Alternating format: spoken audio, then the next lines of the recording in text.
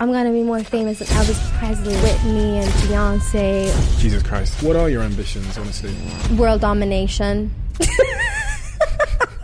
Larsson! Over 5 billion streams worldwide. And an international pop star. Have you always wanted to be famous? Since I first understood what fame was, the hours on top of hours on top of hours that I spend performing in the mirror, I guess it does come back to some sort of wish for validation and just love. I read this quote the other day. It was like, those that care about clapping also really care about the booze. Mm-hmm. Can you relate? It's almost like a self-harming thing. Especially, I think I am looking for that like negativity if I have a bad day. I think I also base a lot of my self-worth and self-esteem on how well I am performing. The fact that I want to prove to people I don't know.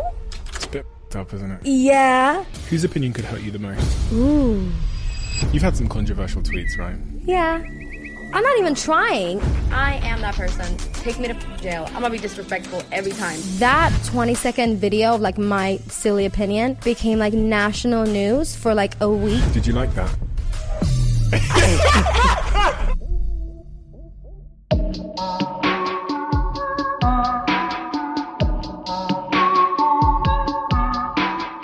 Zara. Yes. You're a unique individual. You think? In many ways, yeah. Thank really you. unique. You know, I study people before they sit down with me, and I couldn't quite figure you out, I've got to be honest. Sometimes, you know, I look through everything, I read about their early upbringing, where they're from, and there's with you, there's a couple of like areas that I haven't quite figured out yet. So that's what I'm going to try and do. Interesting. But I'll ask you the question. Based on the person sat in front of me today, what do I need to know about your earliest years, your earliest context to understand this person that sat in front of me? Like how I was as a kid, basically. Yeah, just give me all of it. The context, the environment, the influence. Always a showgirl. Yeah. Yeah, I've always loved to entertain my family and like my friends, just being, you know, like a small person. And just always loved having people, yeah, I think they entertain them. Or like having them watch me. I don't know. I think that's why I'm an artist today. It's just a part of who I've always been and who I am as a person. Loves to laugh. Quite an unserious kid, I would say. Very... I don't know if I would love to have myself as a child, you know? Didn't really listen. Very stubborn, yeah. But I think quite funny to be around. Yeah, it's Confident? hard. Yeah, definitely, I would say. Always been quite confident. Attention seeker? Yes. Seeking validation? Yes. You know, when you say you were entertaining people, Yeah. what did that do for you when you were younger? Who were you trying to entertain? And when you entertained them, Yeah. what did that do for you? I think even just myself. Or maybe I was thinking about, you know, myself in the future of, because I'm thinking just the hours on top of hours on top of hours that I spend just performing in the mirror. And as I was doing that, I guess I was also thinking or imagining like a crowd, you know? Was looking at Beyonce or Christina Aguilera or Whitney and Celine. Like those were my 4 girls growing up that I just really, really wanted to be like. And I guess it does come back to some sort of, you know, wish for validation and just love. And I just crave that a lot more than most people, which is funny, you know, because I feel like my mom and my dad have always been giving me a lot of love, a lot of attention. They've supported me throughout everything, always been there for me, looked at whatever I'm doing, you know. So in a like hobby psychological way of like analyzing myself, there's no real reason for it if I would put it that way. I guess some people just have a lot of energy And, you know, there needs to be some entertainers in the world. Why you? I don't know. I just really enjoy it. I really like it. I really like for people to feel good. I also think there's like a fine line between being a people pleaser and entertaining others by being yourself, if you know what I mean. Mm-hmm. Like, I've never really been scared of conflict. I don't feel like that's true. I don't really mind stating my opinion. Always been very opinionated. I remember thinking that my parents never filmed me and my sister growing up, you know, on like video cameras and that. We have such little like documentation of my childhood. And then when my parents were moving to Rome, we found these like boxes of videos, and it was so fun to see how, you know, how it's like in front of our table, dinner table, it was just a kind of like the living room just could have no furnitures because that was the stage. And after every dinner, it was like showtime, you know? And it's just a natural part of who I am, I think. There's a bit of a, it almost seems contradictory that someone like yourself could be so clearly confident, Mm-hmm. but also people pleaser. One often I know, thinks, isn't it? do you know what I mean? Someone, Yeah. you think of people pleasers as being slightly low confidence, and that search for validation is, you know, comes from them pleasing someone else. But that seems to be. But we have two words in Swedish. I don't know if you guys have this, but it's like, I guess it's more confidence versus self-esteem in a way, Yeah, you know? okay. So, or, yeah, like you can have self-confidence. Like, I'm very confident in what I do in my work. I know I'm talented. I know I'm good. I know I can perform. And professionally, like all of that. But then maybe the self-esteem part, ooh, you know, I don't know. What do you think of yourself? You know, I think it goes up and down like it does for most people. I have certain days where I feel like I'm on top of the world. Nothing can stop me. I am unbeatable. And then other days where I just feel very small and fragile. And it goes a little up and down. But in general, you know, I think I also base a lot of my self-worth and self-esteem on how well I am performing in my, you know, professional life. Maybe they're a bit linked. And if I wasn't doing what I do, like as a singer, I would probably still be in some sort of public eye.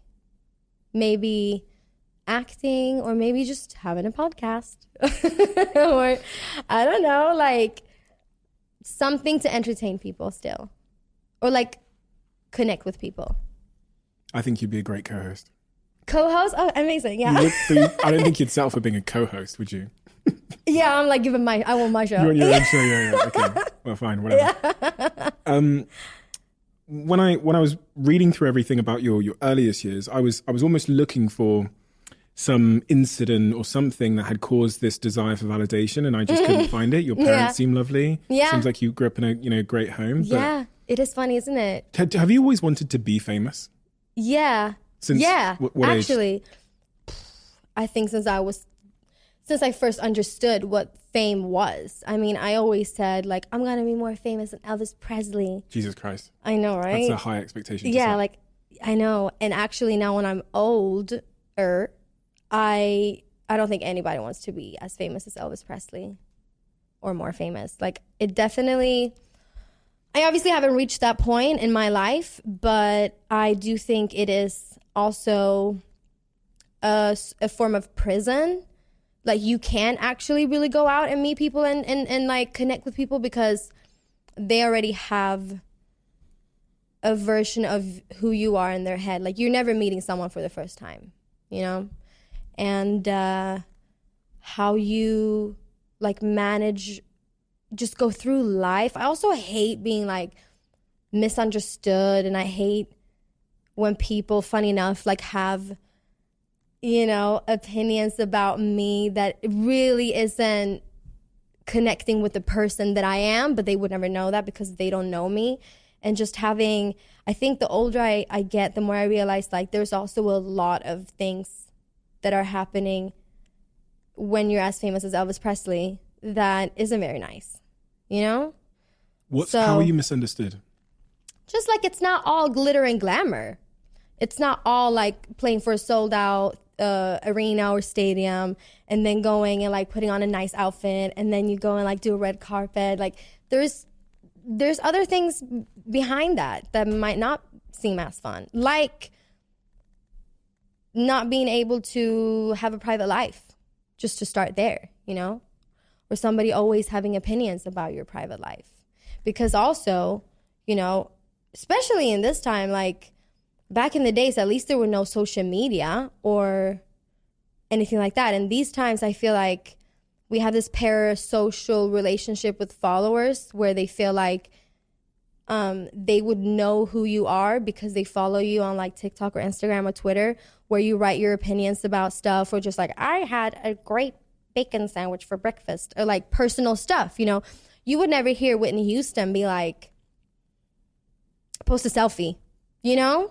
But now because you kind of have to do that to connect with people and be like, I'm human, like that part wasn't a thing before. And also there's pros and cons with that, I think, because I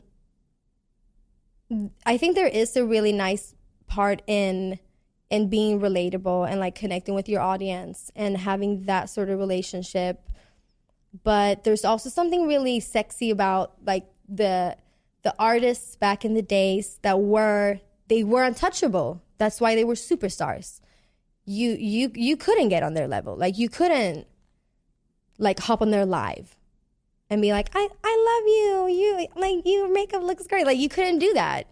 And I guess the most artists that come in this time, I feel like maybe like Beyonce could be like the last generation that doesn't have to like be on TikTok, for example, you know? Mm-hmm. I don't know. But I also love, sometimes I'm like, oh, I'm gonna be mysterious. But I, like, it's not who I am. I'm not very mysterious. I am quite, I do like to show who I am. And a part of me like would love to be a YouTuber and just vlog. Like, hey, come with me on a promo day. Like it's something about that I do love, but it creates like a little maybe strange relationship sometimes with your followers. But I feel like my followers are quite funny and that we have good banter even. That journey of understanding who you are and having the conviction to be yourself. Mm-hmm. How's that journey been? Especially when you're in the industry you're in. Mm-hmm. There's a lot of temptation to be someone else, to look like a certain thing, to behave in a certain way. What's that journey been like from you since you were like 5 years old dancing in the front room to where the person sat in front of me now at 25 years old?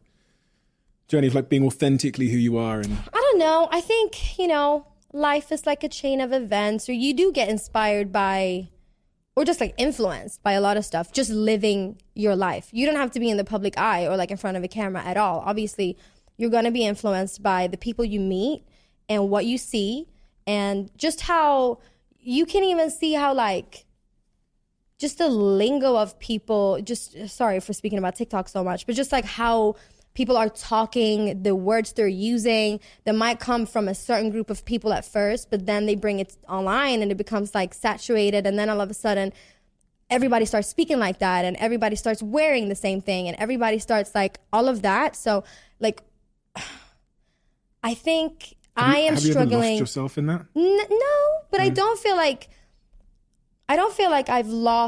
I'm more lost or less lost than anyone else in my age who are just like navigating through life. And then obviously, I am being, I guess you can say judged, but like people will have opinions about maybe the stuff I'm releasing or like my music and stuff like that. But it's really hard to say, I think. I don't feel like I've lost myself very much. I feel like I've mostly been like positively influenced most times by stuff. You know, earlier you said how your self-esteem can sometimes be attached to your professional just performance. Yeah.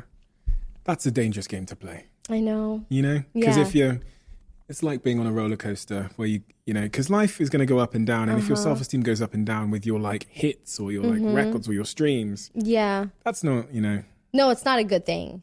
And I felt like I really felt that when I was releasing my last album, Poster Girl. That's also why it took like 4 years between So Good, which was my first international album, and to Poster Girl, because I was so pressured into having like the same amount of streams and the same amount of like commercial success that So Good had, that I just in a way forgot that I love music, and like I think it's so fun, and I'm doing it because it brings me joy. And I lost that a little bit in the process of making Poster Girl, because I was just so scared of like not only myself, that I would, you know, do a better album than the one before, but like what will other people think of me if I don't perform as well? Like that was a really big thing that I had in my mind. And now when I release that, it's just kind of like, whew, you know? And now I'm back to making this album, which I feel like it's a lot more fun, or I've had a lot more fun creating it, because the pressure of it, you just got to remind yourself at all times that it's like you say, like my worth, even as an artist, isn't based on numbers, although it kind of is. You know, it's like a tricky, like, of course I want to perform well. Like I want to be a mainstream artist. I want to sell. I want to stream. But yeah, my worth as a person is not necessarily tied to that. But you just got to differentiate like the professional side and the private side. Not easy. But it is hard. Yeah, it is hard when such a big part of my identity is being an artist, specifically, you know, like singing, and like because I've been doing that for such a long time that it's just like in my DNA. And who am I if I'm not like performing or singing? Who are you if you're not performing or singing? I don't know. Never tried it. You're a vlogger. Yeah, in my mind, for sure. No, I think I'm like really, really lucky though. Like I have a really good family and have really good friends. And in general, like I'm not a sad person. I'm very happy. I really like my life, but I've been doing this professionally, like releasing music since I was 15. So that's like 10 years, which is kind of crazy considering the fact that I'm 25 and I've been doing this for a decade. And it's just, you know, a part of who I am. Like I don't know what I would do or be if I didn't do music. What age were you when you would have responded to the question, what do you want to be when you grow up, with the answer? I maybe when I was like 4 or 5, you know, you wanted to be like an ice princess. Yeah. Maybe. But Yeah. after that, it was just, I want to be a singer. From what age? Like 5. Yeah, 5, 6. And I think it also went hand in hand with the fact that singing is so easy, and it's almost like a primal thing that humans have been doing throughout, I guess, history of like mankind. You know what I mean? Like singing is such a, it's almost like a spiritual thing almost, specifically like in a choir or together with people, like going to concerts or even sporting events, and you sing these chants, and it's like it's something that's happening in you when you sing. And I think it's also really easy to appreciate someone singing. And I mean, it's harder to be like a really, really good dancer at 5, or like I'm gonna do a Shakespeare monologue and I'm gonna prove to you why I'm so good at acting at 5. But singing, if a child have a really good voice, and everyone's like, oh my God, you're amazing. And like you get the attention from that from a really early age because you're just naturally good at it, then I guess you just keep going with that. Is there such a thing as parents giving too much validation? That I don't know. I don't think so. No, I don't think so. What do you mean? Will they be like, shut up? No, but just like too much. They're like, you are a star. You're amazing. The ground you walk. And then you go into the world and you're like, what the fuck? Why aren't you treating me? You know? I mean, that's like watching some of the, Idol or X Factor auditions and you're like, wow, you have been told by your parents that you're really good your whole life. And then they go on the show and they don't perform that good. And you're like, oh. My mom and I, we joke about that sometimes. That she's like, when I grew up, that she was just thinking like, is she really good or is she just my child? Oh, really? Is this good or do I just love you so much and I think you're like the most amazing person? How you said Elvis earlier on, but at your very core, right? Like when you're alone in the shower or whatever, you're thinking about your ambitions in life. What are your ambitions, honestly? World domination.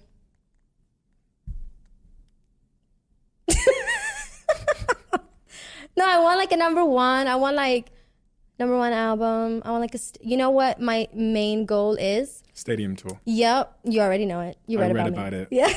Yeah. It is. Because that really proves like people want to come and experience you live. And there is something about a live performance that, if I could choose one thing about this whole thing as being an artist, it would be like to perform live. For sure. So to summarize when you say world domination, do you mean that? Like what do you, what is it you want? You want a stadium tour, I get that. You want a number one album in the US? Is that what Everywhere. You're saying? Everywhere? Mm-hmm. And then what? Like, is that, will then you then be happy? And then we take the helicopter and we fly out. And then you're going to fly out in the helicopter? Yeah. I don't know. I think... Who do you want to be like? When you think about levels... Beyonce. But also, coming back to that, like how is it what is it like to be Beyonce? Like, what is that life like? I don't think we even can imagine that. I honestly don't know. Because that also, there's something about, like, I don't know. Imagine being just, like, on top of the world and being, like, the celebrity of celebrities. And everyone's just, like, wow. I think even people who are not specifically, like, her fan would be on their best behavior if she walked into a room, Mm-hmm. I honestly don't know. But there's also a beauty in, like, maybe I'll never get there. But there's something about having a goal and a dream and working towards that. And then maybe in 10 years, I'll just like change my mind. And do you think you'll get there? I have a hard time to see that happening, but it's not impossible. Maybe I'll feel like I've done everything I want to do in music, and maybe I want to move on to vlogging. Yeah. People often find it difficult to express such grand ambitions because they're scared about what people will think of them. Yeah. What's your thoughts on that? It's actually quite refreshing for me to hear someone go, I want world domination. Yeah. Because a lot of people don't have the courage to say that out loud. Yeah. Because it opens you up a little bit, right? It does. Yeah, I guess it does. But, what's the worst thing people would say? Like, oh, it's never going to happen. Like, okay, we'll see. It's not that deep. And I think also, you know what it is, though? One thing that takes away a little bit from the fun is that I think I'm a little entitled to success. And I think, if I ever, let's say, get a Grammy, I won't feel like, oh my God, I can't believe this is happening. It's more like, finally, like, oh, took long enough. That's what I think I would feel more than like, I never in a million years could have dreamed that this would have. No. And what you're saying is right now, as you sit here, you believe that the Grammy is already basically won. You deserve it already. It's just a matter of time. Yeah. Yeah. You believe that at your core, yeah? Yeah. Yeah. I think it's just like, maybe it's just a matter of putting in the work and just keep working and working and working and working and working. Because what you really need is grit. No, grit, right? Not grits. Just grit. Yeah. Isn't that like the porridge? No. Yeah. Grit. And you just need to work for it, and you need to... I read this book about grit. I think it's called Grit. And they were studying a lot of like the students who went to the military school here in the U.S. I've read about the study, yeah. Yeah. And I wrote about it in my upcoming book, Diary of a CEO, August 23rd, I think. No, I wrote about the exact thing you're about to recite. Yeah. So, like, you know, the students who graduated, because it's a hard, you know this, it's like a really hard, what is it, like a training camp? Yeah, basically. Over a couple of months or something. They're not like the strongest or the smartest per se. They're just the people who never give up. And that's it. But I do think it's interesting to think about, you know, talking about like success, that you're only successful if you do something for the rest of your life. Like, let's say in 10 years, I do change my mind and I genuinely want to do something else. Then it would look like, oh, but she failed at like being an artist, or she failed at, you know, reaching her goals because she chose to do something different. And it's only success, or like a relationship with a person, it's only successful if you're together for the rest of your life. When in reality, like, that relationship or the job or the interest could have served its purpose for that chapter of your life and that amount of time in your life. And it's not less successful because of it, you know? It just means that you have another purpose now. Yeah, if that makes sense. Makes perfect sense. Yeah. On that point of success, do you consider yourself to be successful as an artist now? Like, if I said to you, do you got to tick a box, yes or no? And the question was, I am a successful artist. Yeah. Yeah? Yeah, because like I'm doing what I love every day and I live off of it. It's like being in the NBA of artists. You know, a lot of people wants to be artists and they work really, really hard for it. And they still have to have like a little side hustle, or they have to,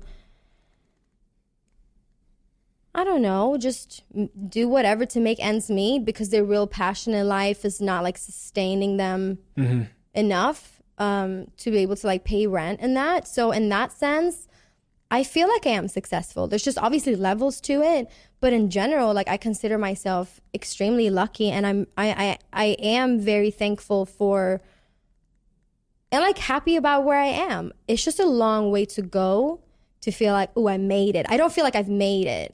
I have a long, but I'm doing what I love, and that's a success. What would it take for you to feel like you've made it? Maybe I'll never feel like I made it. It's a blessing and a curse. I don't know. Honestly, maybe I'll never feel like I made it. I'll reframe the question then. What if we come back here in, 10 years' time? Okay, like 35. When I do my stadium tour. Then you'll feel like you've made it? Yeah, I think so. You've just finished your stadium tour. You're 35 years old. You walk back in here and I go, do you feel like you've made it, Zara? Yeah. Yeah? Yeah, I think so. If you were to go the other way, 10 years in the other direction, back to that 15-year-old girl that released that single, Uncover, and you could just whisper in her ear some advice about life, success, and anything that she might have needed to hear, what would you whisper? Life and success. First, I would say, leave him. Leave him? Yeah. Oh, you were with some... He's not very... He sucks. Okay. Don't spend your years on him. Honestly. And then I would say, just don't overthink stuff. You got to whisper it. Don't overthink stuff. It's going to be great. Because you know what? In the very beginning of when I started to release music, that's what I did. And like, we just threw shit at the wall, and then some was sticking on there and others didn't. And the songs that doesn't go well, like nobody remembers them. But the songs that do really well, people remember them. And I think it was also easier because on the scale that I was on as a 15-year-old was just being signed in Scandinavia. It was it felt more like local. It felt easier. It wasn't this big machine that I had behind me where everything was supposed to, internationally, like have a proper rollout and all of that. We were just like, oh, let's release some music, And so specifically, I feel like I've said specifically like 5 times in this interview. I don't normally use that word. I think it's just the word of the hour. Anyways, I think coming back to like from So Good to Poster Girl, like that time, just release it. Like it's not that deep. Just release some music. Have fun. Just have fun. And what about in terms of like happiness generally, away from your work? What advice would you have given to that 15-year-old girl?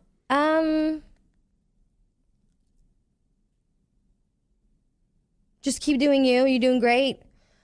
Keep pissing people off. For some reason, it's like I used to have a blog actually, and whenever I wrote stuff, it would always be national news.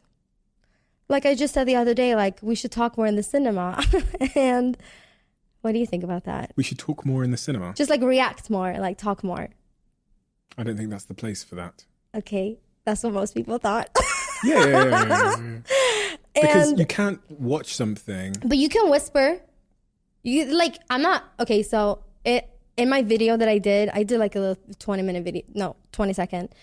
And I was like, I think like we should react more, like we should chit-chat and like, wah, wah, wah, wah. But then you can't hear what's going on in the movie. Because if you think about it, if 100 people are all like, ha ha ha, yeah, ha ha ha, did you see that? You're not going to be able to hear a thing. But you're watching the same thing. That's what I'm saying. Yeah. Like, you're in this room together. Socially, you are watching the same thing. So naturally, people should react on the same... They won't, though, will they? Because they'll be like, oh my God, that looks like Dave. Do you know what I mean? Yeah. You see what I mean? And it's funny that we have this conversation because, like, when you have a conversation like this, you can say your opinion, I can say mine opinion. But on internet, it's like a one-way street. So I can say one thing, and then people are like, ripping out their hair. But what I wanted to say about that was that 20-second video of like my silly opinion became like national news for like a week straight in Sweden. I had everybody talking about it. Did you Politicians. Like that? You like that? Oh my God, smoking laugh. But a little bit, yes. But also part of me like why is this news? My but song keep going. But it's funny, like specifically, here I go again. I think in Sweden, actually specifically Sweden. Specifically? Yeah. It's, ever since I was like 15, for some reason, everything I said became like a national debate. And that's a little strange, I think. Like, why do you care so much about what I think? I'm just a girl. But keep carrying. Yeah. And I do think it helped me reach the success of, because some people, like when I started out, some people just kind of knew me as being a very opinionated person, more than an artist. And, people outside of Sweden might not think of me as such, which is kind of nice in a way, because I want to see, and I want people to see me as an artist first. But yeah, you've had some. I think it's like a talent in itself. It is, and also still entertaining. I'm entertaining the people. You've had some controversial tweets, right? Yeah, I'm not even trying. I think I knew, like, okay, I know my take on the cinema isn't gonna be like the majority will agree, but I never thought it would be like. I saw a couple of tweets you did. Yeah, but I wasn't sure if you liked men. Oh, here I am. There was one about you being a man hater, which you. I saw that. I thought, oh, what if she's going to like me? Yeah, I think like at least it gets people talking, and also maybe I am a bit dramatic online, and me saying like I fucking hate men. When you compare that to someone saying women deserve equal pay, then that doesn't look as bad next to my tweet about hating men. So in a way, I feel like the extreme-ist of certain topics, like leaning that way, is also doing just as good for the whatever movement. You know what I mean? And I think also, today it isn't that controversial, because I think we all know what I meant by that with, toxic masculinity and like the patriarchy in general and all of that. What do you struggle with? Like in general? In general, like what do you, like what are your problems? Like what are your challenges in life? Getting out of bed? No. Yes. Oh, you mean like the alarm clock is annoying? Yeah, No, I'm a like, snoozer. okay. Okay, let's think about it. Let's be serious. I have a very bad memory. So I don't really, which is on good and bad terms. Like whenever I would have a fight with somebody, I just need to leave the room and I kind of forgot about it. When was the last time you cried?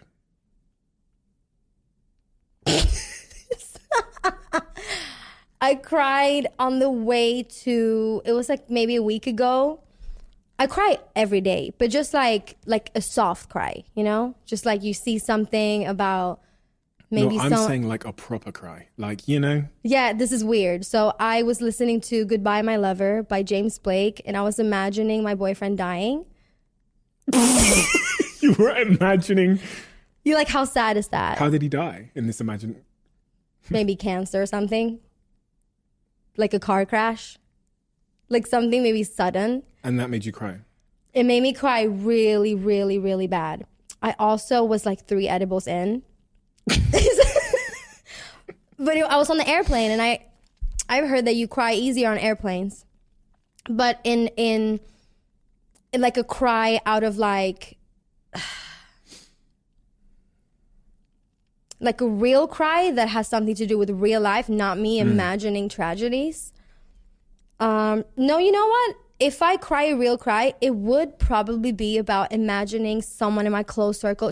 I call my mom like periods, depending on like where I am in my headspace. But I can call her like 3 times a week and just cry about the fact that she will die one day.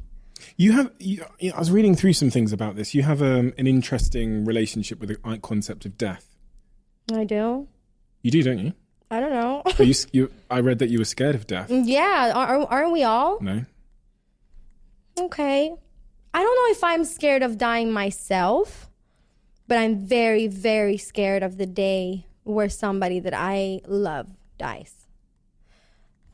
I might even start crying now. Like, I've never experienced that. I have experienced my grandma who passed away not too long ago.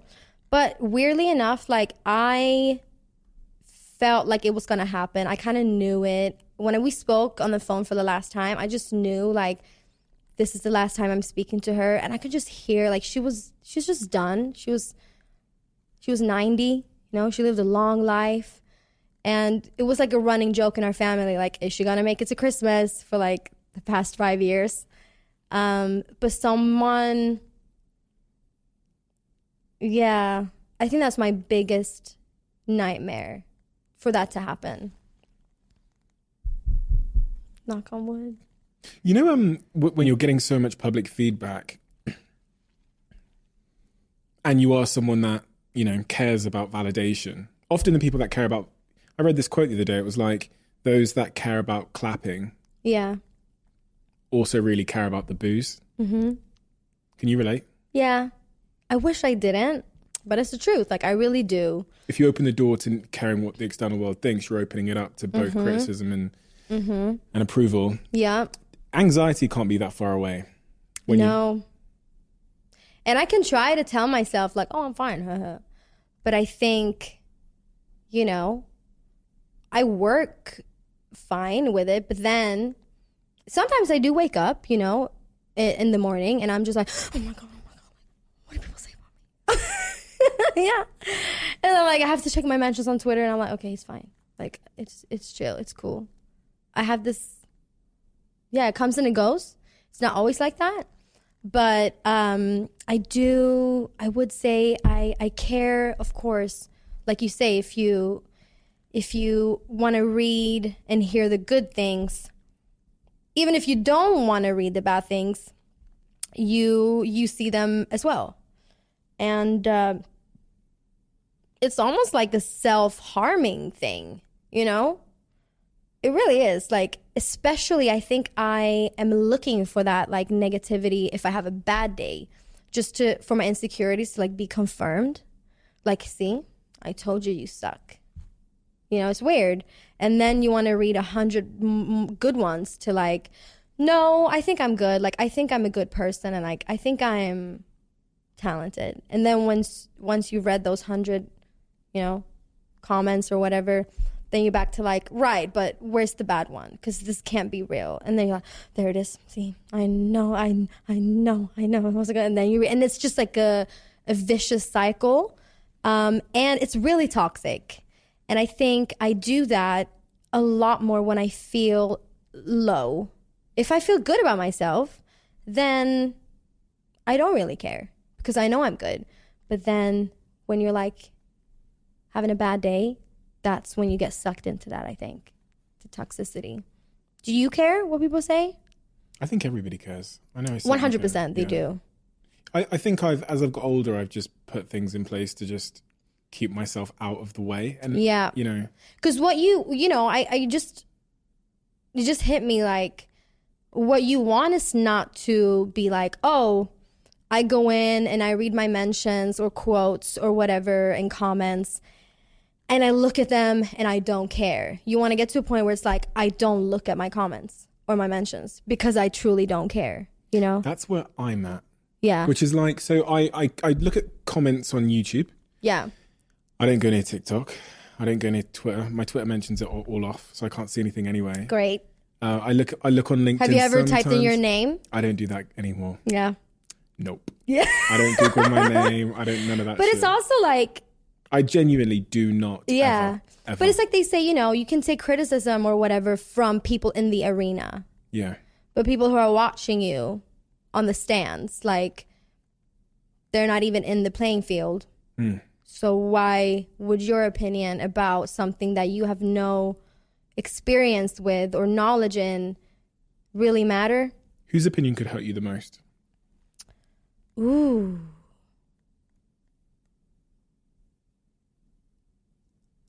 But this is where it's weird, because for some reason it's like the stranger's validation that I want to get, because I know in my life, I know my friends like me, and I know my family like me, and I know my boyfriend likes me, and I know my sister, like the people and people I work with, I know they care about me. So the fact that I want to prove to people I don't know that, like, It's a bit fucked up, isn't it? yeah, or like I think it's because I truly have the belief that if I would be put in a room with anybody, I'm talking like whatever age, political background, cultural background, like anything, I know that we would find some common ground. I think all people could. You just got to find the means to like get there. Mm-hmm. But that's really hard to do online. But I know it's there. I really do believe so. When you turned 18, you talk about how things kind of changed in terms of the way that particularly male figures treated you. Yeah.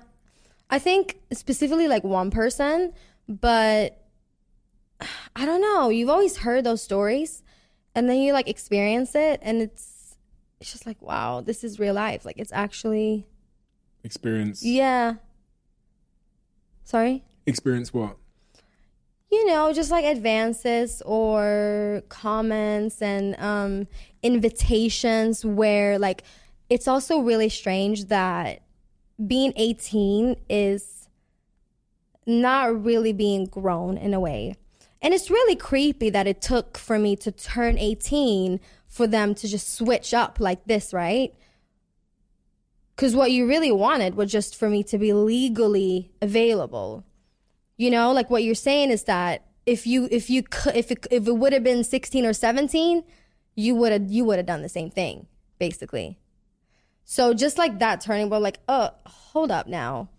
That's very creepy and very weird. And sometimes I wonder, are you even interested in like a sexual thing, or are you just doing a weird power play on me right now? You know? I don't know. And it's a very sticky situation to be put in. And this happened to me even though I have an amazing team and I have really, really good people around me. And I could just imagine what people who doesn't have that, what they would feel like are either being pressured into or, you know, because it's always the power play, I would say. Firstly, because the people who are making the advances are like 30 years older. Just that in itself is a very strange thing. And then, you know, they're mostly in a power position of, you know, they have like a solid position in the industry, or they have a title and they know this person and they know this person. And I feel like also because the big like positions are being held by men, they are probably the ones who are making those advances. I don't think it happens as much for young boys with women because there isn't that many women in those seats. You know what I mean?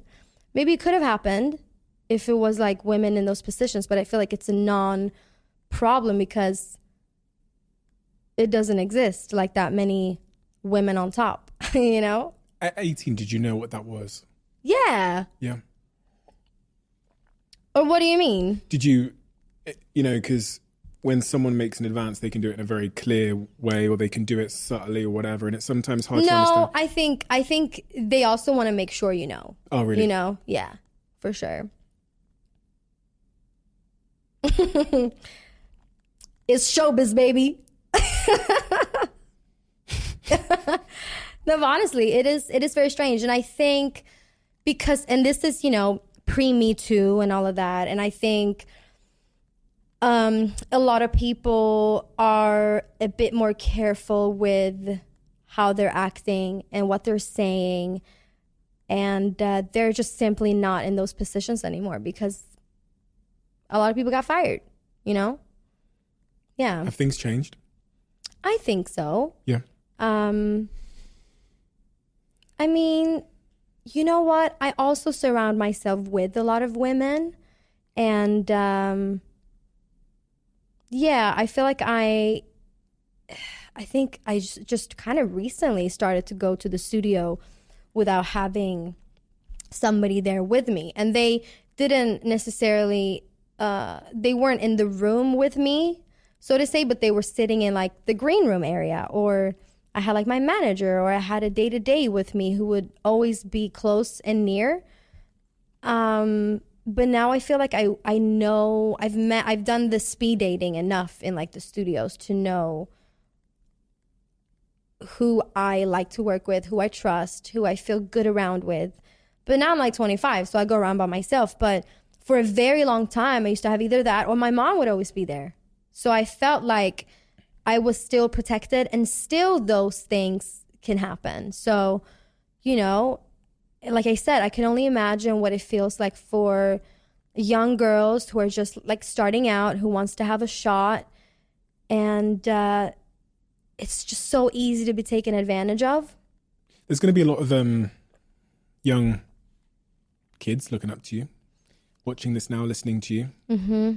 And they'll be looking at you thinking, oh my God, she's a superstar. She's so successful. Yeah, you think? Yeah. In terms of what you've learned over the last decade, like what do they need to know about how to become a star, how to become a successful person in whatever field they're pursuing? Is there any principles that you've garnered over the last couple of years about like how to get to here and how to get here happy? Just gotta do what you love and love what you do. I truly think so. Like if you choose something that you love to do and that feels good for you and you do for yourself, then work doesn't feel like work. And like I know I work hard, but me and my manager, we always joke about this. Like when I'm at a full day of promo today, and it's been like, you know, you go back and forth to places, and then when I lay in bed tonight, I'll say to myself, crazy, I didn't do anything today. And that's what it feels like. Like, it doesn't feel like work. It's crazy. So, and then just to have grit, like we talked about, just keep going. There's no stopping. And when you do something, like I've had songs that I loved that I released, like from Poster Girl. Like one of my favorite songs is Love Me Land. And I remember thinking like, banger, #1 everywhere. No, flop. But I fucking love it. I think it's one of my best songs. And I love the video. I love everything about it. I love the song. I just love that song. And when you release that, something you're proud of, you can't lose. No matter what other people are saying about it, it's like, this is good. So the only time you would lose is when you release stuff or do stuff that you don't really want to do, that you don't feel 100% comfortable with, and something you can stand for, and then it flops. Like, that's a loss, you know? But it's not even a loss if you release something that you don't even like and it becomes a success. Then it's like a win. But you never know if that's going to happen. So that's the gamble. I think just do stuff that you love.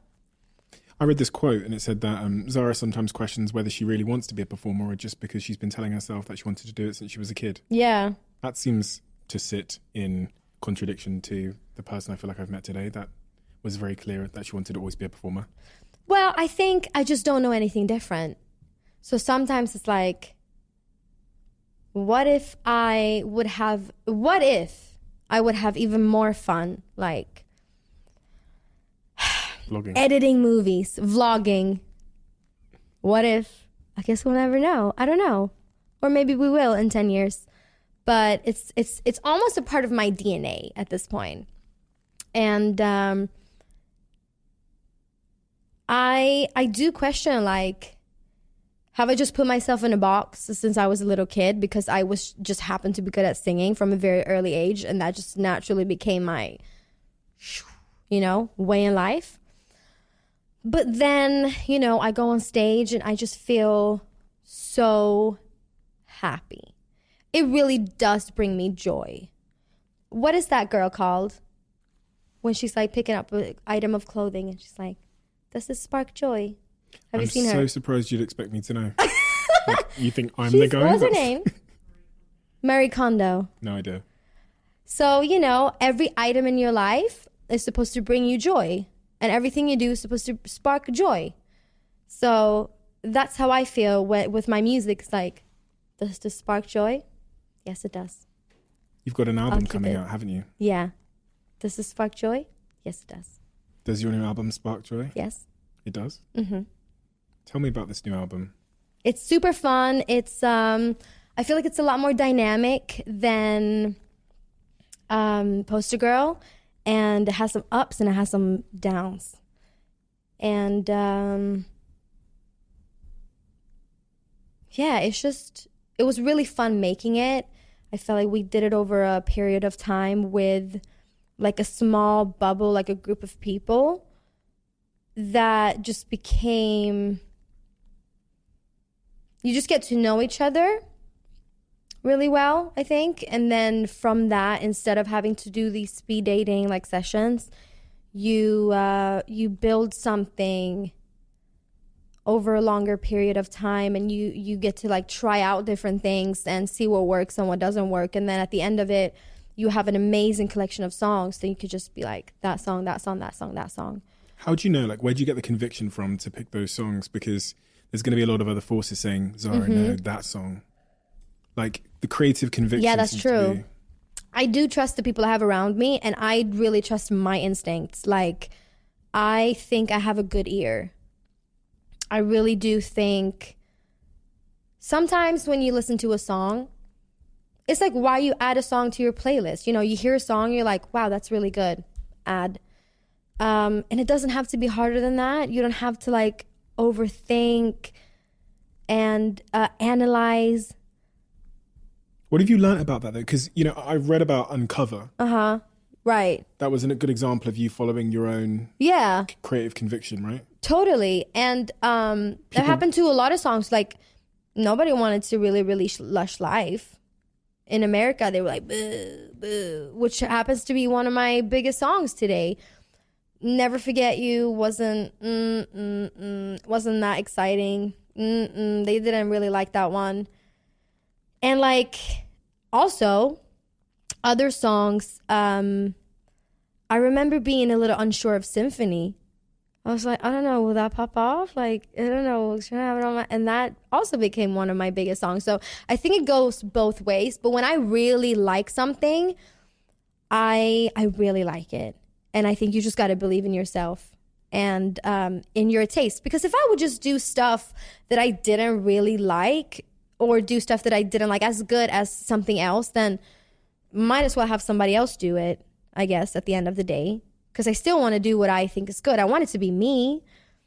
But then you're also battling with, like, coming back to Beyonce and, like, you know, if you want to live this life in fame and the limelight, and why are you doing it? Are you doing it for fame, or are you doing it because of the art, you know? And then why are you doing it? Is the art, I think a little bit of both. And because you can always have the art, but the fame is not necessarily guaranteed, is it? Totally. So I think, yeah, if you're happy with what you release and you're, like, really proud of that, that's really what matters at the end of the day. Do you know what? I think you're the first person I've ever had on this podcast that would honestly say and openly say, I'm sure the truth is pretty much everyone would have said it, but I don't think they would have been so honest. I think you're the first person to say that you're doing it for fame, yeah. I think both. But no one would acknowledge that. Right. The truth is they are. Of course, unless they wouldn't be, like, in this chair. You're a liar. Yeah, of course. You wouldn't be on a promo run. Yeah, you know what I mean? If you really didn't care. Just your honesty is quite refreshing. Yeah, I think it's necessary. Also for, what is I think that's why I'm, like, a happy person. Like, I am very honest, and I analyze and I think a lot about, like, my thoughts and my myself and why I do certain things and the purpose of certain things. And if you're just, like, honest with yourself about things, then you're not, like, you're living in your truth. And I think that is the ultimate way of living. And then I can know sometimes, like, why I'm doing certain things, but at least I know that, and, like, I am honest with myself about it. I guess that's what it is. Your newest single, Can't Tame Her. Yes. Been listening to that in my little office over there, spinning it over and over again just to get a feel. How's it going? So far, so good. Yeah, I feel like it's really fun to start off the new year with that song. It's really fun to start off the new year with music in general, but that one is really, like, woo, you know? It's like a little 80s banger and quite different from the rest of the album. I would say all the songs are quite different from the rest of the album. So I wouldn't really say, like, one song is speaking for, you know, the song sonically. They're all, like, still pop, you know, but maybe they're cousins with each other, one song here and there, but it's quite different. It takes you on a ride, on a journey. But Can't Tame Her is fun, it's energetic, makes me feel confident. When you went into the studio this time around, yeah, what was the objective? You know, like, when I wrote that song? No, just the album. What were you thinking, like, in terms of positioning, in terms of what you wanted to do and how you wanted it to be different from previous records? I just wanted it to be really good, honestly. Okay, so that it was just about... I just want it to be good, because if you look at my Spotify list, it's like... It's a lot of stuff going on in there. Like, how do you know what's the metric of measurement that will tell you that it's been really good? I would say a single or a song is a hit above, like, 400 million streams. In what period of time? Maybe 2 years. But for you, like... For me? For you on, like, a deeper... Yeah, I would say, like... emotional level, what kind of... How you look back and go, that was a successful album? I think anything over maybe 2 billion streams is good. Yeah, that's really good. Sounds really good.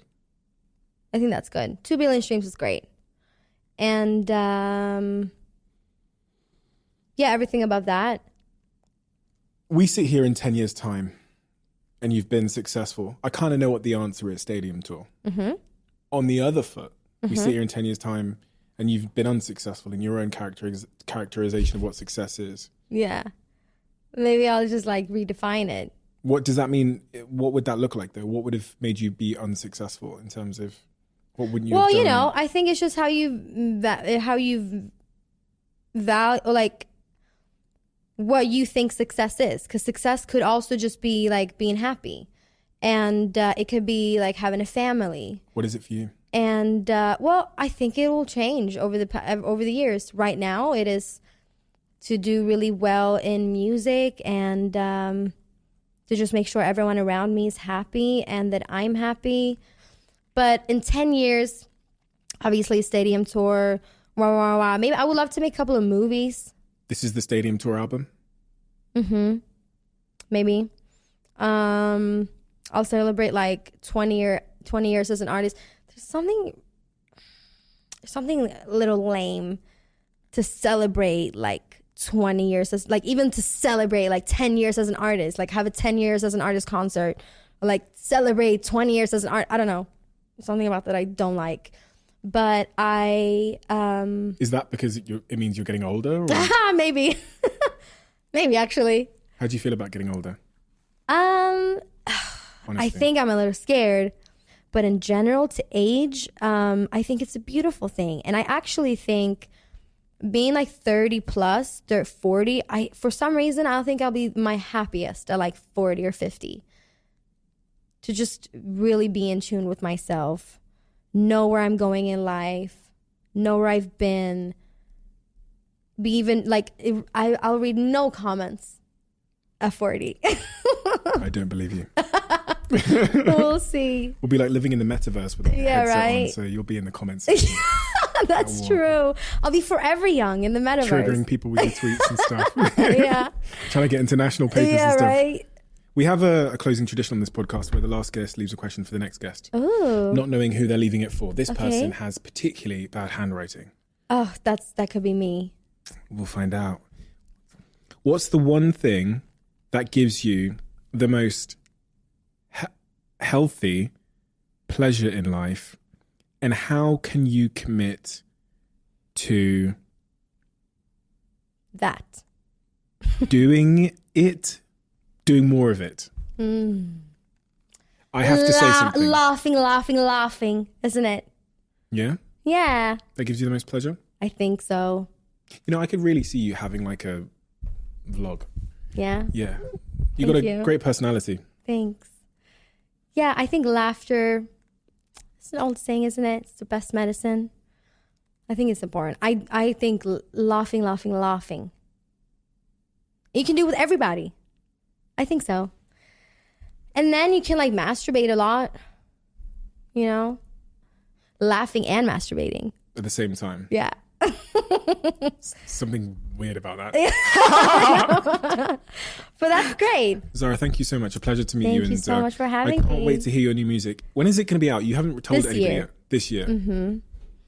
I don't really know soon, exactly. Subjectively soon. Soon, exactly. Okay. Yeah. Well, I can't wait. A pleasure to meet you, Zara. Good to meet you. Thank you for having me in your lovely home. Kitchen. Thank you. You know, I never really usually pick the chocolate flavoured Huels. My favourite are the banana flavour. I love the salted caramel flavour. But recently, I think I in part blame Jack in my team, who's obsessed with the chocolate flavour Huels. I've started drinking the chocolate flavour Huels for the first time, and I absolutely love them. My life means that I sometimes disregard my diet, and it's funny, that's part of the reason why I've had a lot of guests on this podcast recently that talk about diet and health and those kinds of things, because I am trying to make an active effort to be more healthy, to lose a little bit of weight as well, but to be more healthy.